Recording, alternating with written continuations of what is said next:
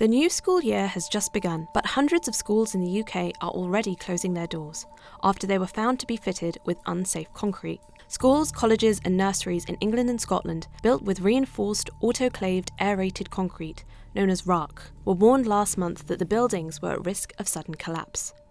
Tens of thousands of students have been affected by the closures, prompting a scramble for alternative temporary classrooms and forcing some schools to reintroduce online teaching.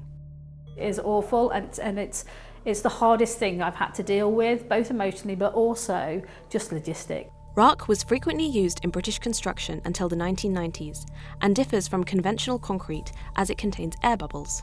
RARC buildings generally last between 30 to 50 years, but in the past month, government surveys identified hundreds of structures that are well past their shelf life, and found evidence that officials had ignored repeated warnings about old and crumbling infrastructure.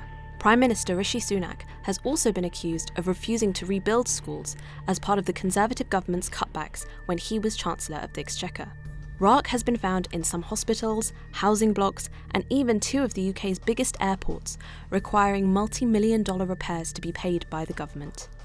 Global cement shortages have also added to the expense of repairing the damaged buildings, with school renovations already estimated to cost some $185 million. The crumbling concrete scandal comes amid increasing criticism of public infrastructure in Britain, after months of disruptive strikes involving workers in state hospitals, schools, and transportation. As the general election approaches in 2025, the Conservative Party's handling of the current crisis will be closely observed, with the provision of public services set to be a significant voting issue.